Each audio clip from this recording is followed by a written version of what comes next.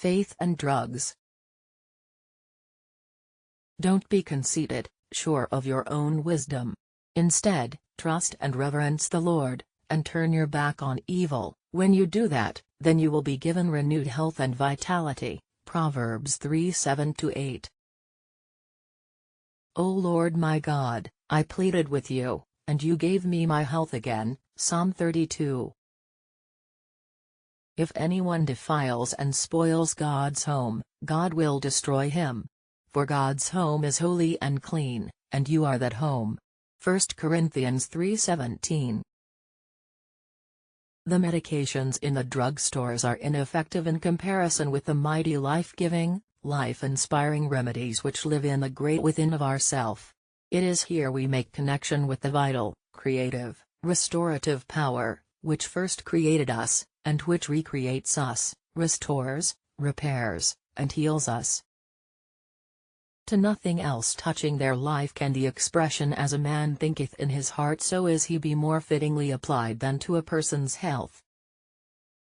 Health can be established only by thinking health, just as disease is established by thinking disease. Just as you must think success, expect it, visualize it, make your mind a huge success magnet to attract it if you are to obtain it, so if you want to be healthy, you must think health, you must expect it. You must visualize it, you must attract it by making your mind a huge health magnet to attract more health, abundant health. As long as physical defects, weaknesses, or diseased conditions exist in the imagination, as long as the mind is filled with visions of ill health, the body must correspond accordingly, because our bodies are but an extension of our thoughts, our minds externalized. Health is based upon the idea of the body's perfection and the absolute denial of disease, the denial of everything but the ideal condition, perfect health, upon the idea that only that which is good for us can be real in the highest sense of the word, that all physical conflicts are only the absence of harmony, it is not the reality of our being, the truth of us. Health is the everlasting reality, sickness and disease is the absence of reality.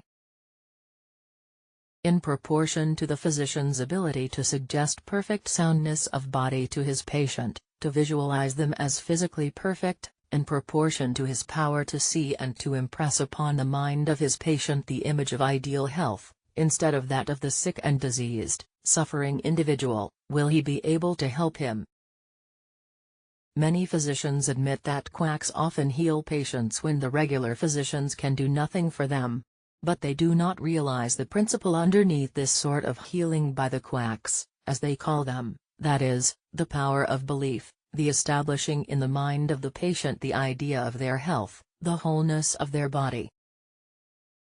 Whether we call him a quack, a healer, or a regular physician, they will help their patient best by acting on this principle, because the creative forces in the patient will all the time build into the tissue of their body the reality of the perfect image, the image of the sound, healthy being which the physician projects into their mind. Make-believe treatments based on the same principle as the sugar pill, placebo treatment, has influenced many cures. It is totally mental, and the cure is a matter of faith on the part of the patient, their belief in the effectiveness of the remedy. We all know that the benefits received from physicians, medicines or drugs depend upon faith, the patient's expectancy of relief, their belief that they are going to be cured. Destroy this faith and you kill the benefit of the remedy. Physicians well know that when a sick person's faith and hope are gone, there is very little chance for their recovery. This is why they refrain as long as possible from telling a patient that there is no chance for them, because they know that this affects them as the death sentence affects a condemned criminal. It takes away hope, and as a result destroys the only encouraging force which can possibly tide the patient over in a crisis. Every physician knows that courage, hope and expectation of a cure are powerful aids to healing. He counts upon these to supplement his specific treatment. Belief of relief is literally of itself a powerful remedy. Many people have undoubtedly been cured of disease by their great faith in some worthless patent medicine. For a long time, perhaps, They believed that if they could only get that particular remedy they would be cured. Their belief was so great, their hope so large, and their faith so powerful, that when they realized the conditions which they believed would make them well, they got the benefit of their optimistic thought. The value is not in the lifeless drug. The curative quality comes from the person's faith in it. Destroy faith in it and you destroy the value of the remedy. There must be faith in the physician or the sick person will get no benefit from his treatment. Faith must accompany the drug, the prescription, or it will be powerless and the cure will be in proportion to the faith. If the patient's mind is prejudiced in the very least against the physician, or if he fights against the remedy, this will neutralize the influence that otherwise would be successful. The diseased cells in any part of the body can only be repaired by the creative energy, the life force in the cells themselves, and this must be stimulated by hope, faith, expectancy of relief. It is powerfully reinforced by faith in a certain physician or a certain remedy.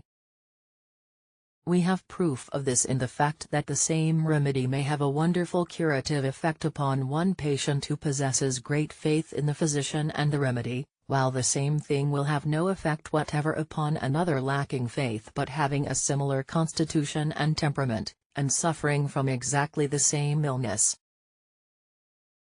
In other words, under exactly the same circumstances, the same remedy will have a powerful effect when stimulated by faith while it will have no effect whatever without faith.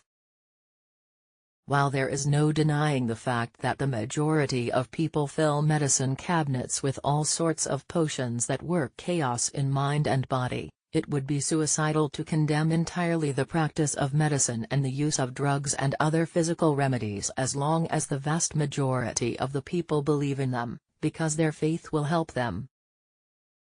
If the fixed belief of the human race is that certain remedies will cure certain diseases, corresponding results will temporarily follow their use, for the body conforms to our faith, our beliefs. Look back over medical history and see what ridiculous remedies the human race has believed in. They had their day and perhaps served their purpose, but because the progress of the world has taken us far away from them, how superstitious and absurd they seem to us today. There have been hundreds of remedies for rheumatism, each one of which had its acceptance and then passed away. 1,000 devices which were once standard remedies for certain diseases seem ridiculous today even to the most unenlightened person. But when the faith of the people was fixed upon the idea that the particular good luck charm carried on the person, or the lifeless drug put into the living organism, the body, would recreate a diseased cell, or restore lost tissue, certain advantages naturally followed their faith. The history of medicine is largely a history of the rise and decline of people's faith in different medications. Tens of thousands of such medications which have been used with good results in medical practice in the past are now obsolete because the faith of the physicians, and the faith of the public have vanished. They were effective while people's faith in them continued, but when the faith they had inspired vanished, their value also vanished. Everything depended upon the reputation of the remedy, upon the belief in its power. A similar thing is true of popular physicians.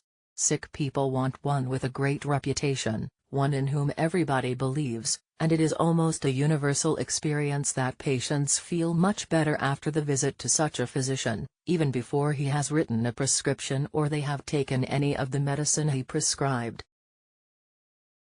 And every physician knows how common it is for uninformed patients to feel very much better just after taking a dose of prescribed medicine, long before it could possibly have gotten into the circulation or physically affected them.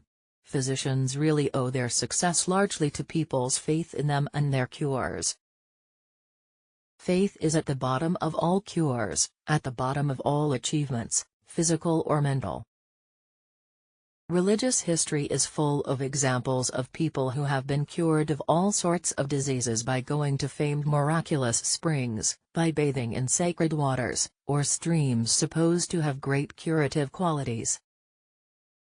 Great watering places, famous health resorts, and healing springs all have a similar history. The faith of the sufferers in all such instances works the apparent miracles. All of these things show that it is not the superstition, it is not the ceremony, it is not the relic, it is not the medicine, it is not the sacred water, but the faith that is the cure. This is the principle in all methods of healing, from those practiced by the lowest primitive tribes to the highest civilization. The faith of the sufferer is the chief thing. Christ never said my faith, but stand up and go, your faith has made you well, Luke 17:19. Faith in the shrine, faith in the remedy, in the superstition, in the physician, in the surgeon, faith in the hospital, faith in any and all methods of healing, this is their essential value, faith. The Indian medicine man with all his grotesque and ridiculous incantations cures perhaps quite as large a percentage of diseases as does the average physician. Vast multitudes of people whom no medicine or material remedy could help have been cured at the various shrines which they sought at tremendous sacrifice to themselves, because of their deep faith, their absolute conviction that in this way, and in this way only, could they be cured. Faith is the principal remedy of the human race. Faith is the builder, the creator, the restorer of life. Without faith we can do nothing. The Christ himself constantly reminded his followers that without faith they could do nothing, Hebrews 11:6. Even he could do nothing for those who lacked faith. Does not the Bible tell us that in his own country, he did not many mighty works there because of their unbelief? Matthew 13:58. The benefit received by those who appealed to him was always in proportion to their faith. It was always according to thy faith be it unto thee. His words to the afflicted who came to him for relief were, believe ye that I can do this? Matthew 9:28, and when he had healed he claimed nothing for himself, it was always thy faith hath made thee whole. Luke 17:19. In other words, he was always trying to awaken the faith of the people, trying to impress them with the tremendous power of faith, faith in God and in themselves, assuring them that faith, even as a grain of mustard seed, would enable them to do miracles. Christ never once referred to his own faith as to the quality which would enable him to perform his supposed miracles. It was the faith of the people in his power to heal them that he pointed out. And just think what Christ's reputation for healing meant to the simple people of Galilee, the reputation of the man who was performing such wonderful miracles, opening the eyes of the blind, making the lame to walk, the dumb to speak, the deaf to hear, curing the leper of his supposedly incurable disease, and even raising the dead to life.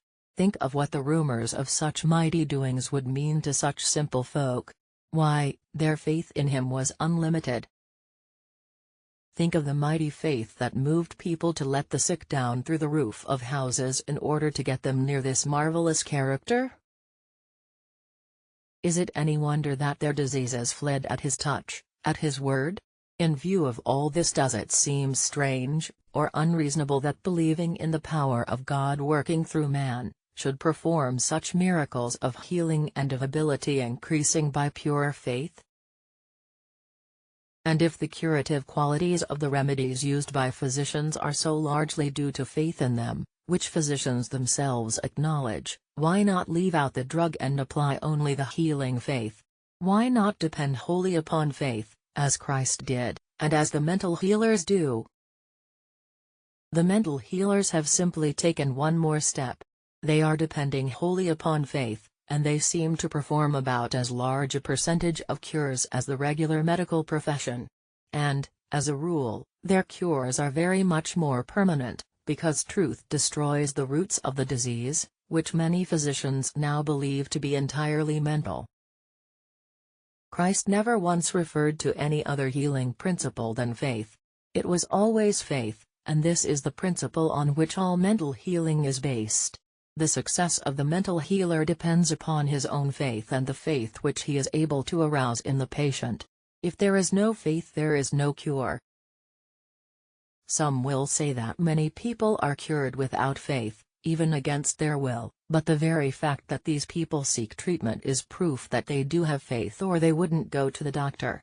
Of course, the doctor's faith has much to do with healing, but a real permanent cure can only be effected through the faith of the patient. The healing principle is in the patient themselves. The mental healer does not heal his patient.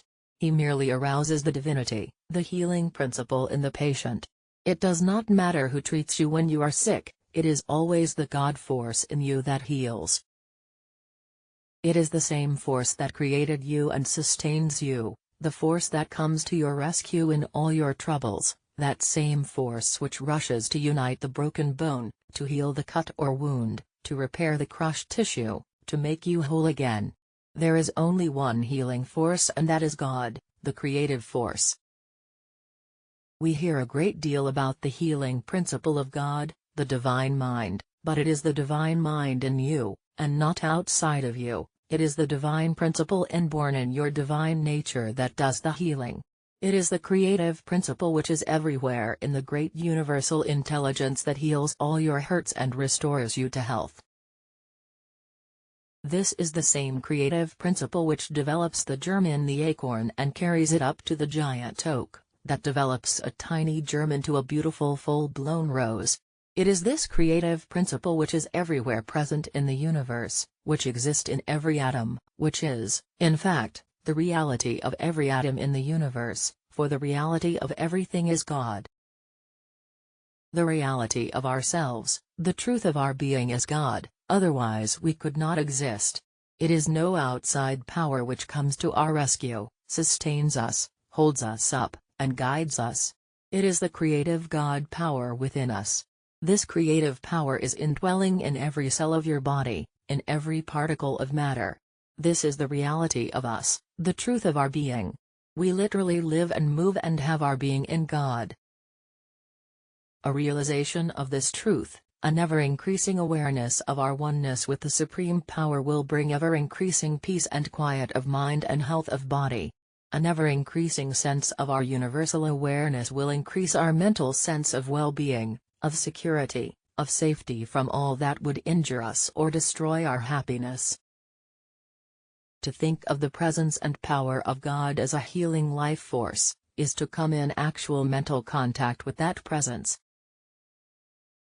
To continue this thought by powerful affirmations of healing truth will adjust the mind to harmony with that overflowing power, lifting it out of the darkness and heaviness of mortal thinking into the brightness and joy that is the result of thinking God's thought after Him.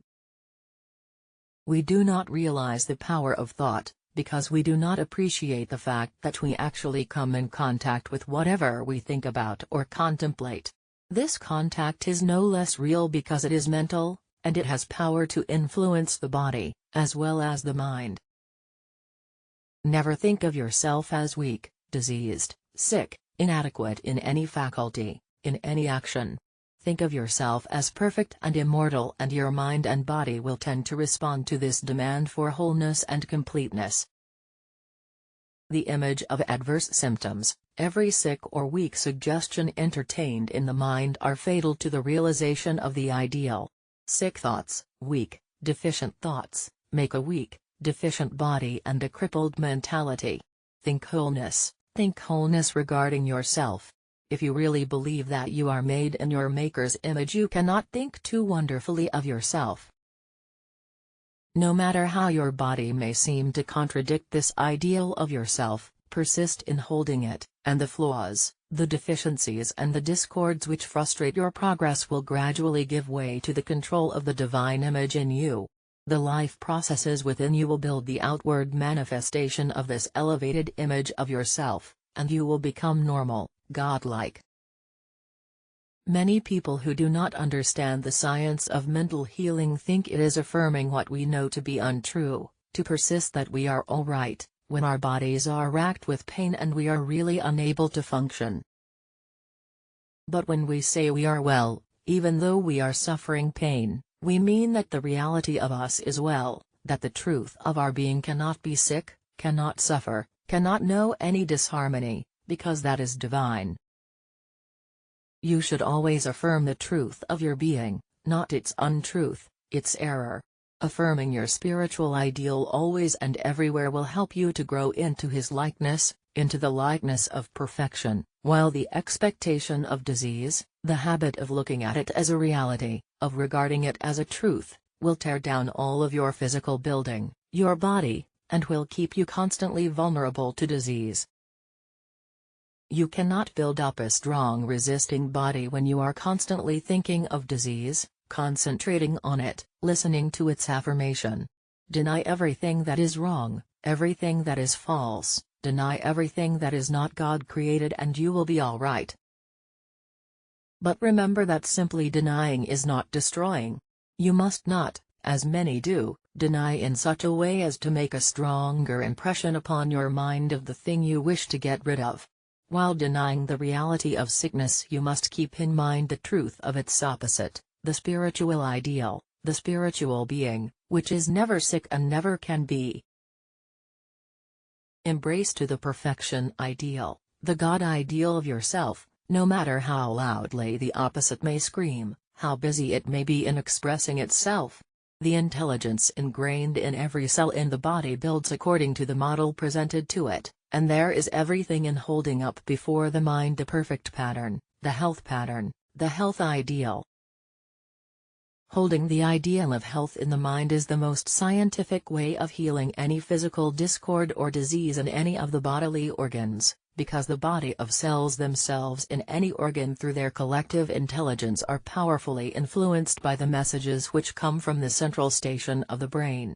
These cells are very responsive to encouragement or discouragement. They respond quickly to hope or despair, therefore the disaster of treating the body with discouragement.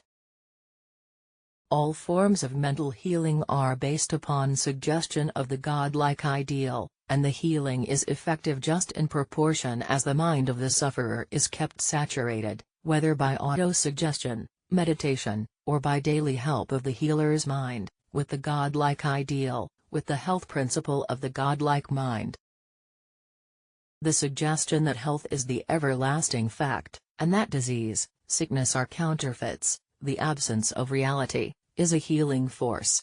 Whatever form the mental healing process takes, it is holding the ideal of wholeness, completeness, the thought that the sufferer is the child of God and that their birthright is health and wholeness that does the work. Hold the ideal of perfect health, do not picture or visualize the human side of oneself. Hold the ideal of the godlike self, the perfect self, that part of yourself which was never born and which will never die, the spirit, that part which was never sick or diseased, and which will never suffer defeat or misfortune. This is the victorious side of life, the godlike side, and this is the idea which you should always hold on to. Embrace it because this is the pattern which you should wish to build into your life, and know that by holding this godlike pattern, this godlike idea in your mind, it will be reproduced in your body.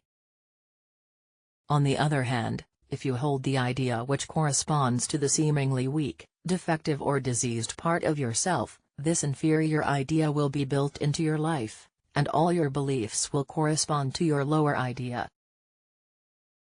If you constantly think and say to myself, I am physically weak, I have inherited unfortunate disease tendencies from my ancestors, who died from whatever, I shall be likely to realize these conditions. You can never establish health except by thinking and affirming health principles. You must hold the health idea. You must constantly and vigorously declare, I am health, I am energy, I have a healthy constitution, I am power, I am perfect physically. The Creator never handicapped me by passing along to me any inborn weakness or disease tendency without putting in me a force which is more than equal for it, without giving me the ability to overcome any obstacle. Your health is based upon the awareness of the truth of your being, the reality of you, the godlike self. It is based upon what you have inherited from God, your Maker, and this knows no disease, no weakness, no sickness, no deterioration, no death. What I have inherited from God, my Maker, is immortal, as He is immortal. The time is rapidly coming when disease, sickness, will not be mentioned in the home, When all physical defects and weaknesses will be prohibited, when, instead of being soaked with illness and disease thoughts, children's lives will be filled with the health thought, the thought of wholeness, of completeness, physical and mental energy, beauty, grace, when joy, gladness, optimism will take the place of the old discouraged, sickness and disease thought and conversation in the home. In the future we shall live up to the health ideal our Maker designed for us, because we shall hold the right thought about ourselves. Simply stopping our aches and pains and curing disease is not enough. To be simply well is not achieving the real health idea. The man that God planned was intended for a very different quality of health. It is the overflowing fountain, not the one that is half full or just full, that makes the valley below green and glad. It is abounding health, health that is bubbling over, superabundant energy, that counts. This is the health that makes ordinary living a joy. If you charge your whole nature with the health idea, if you think health, dream health, talk health, if you believe that you are going to be strong and healthy, because this is your birthright, your very magnetism will be healing to others. You will be a living illustration of the power of an inspired mind over all sickness and disease. Peace. Have a great day.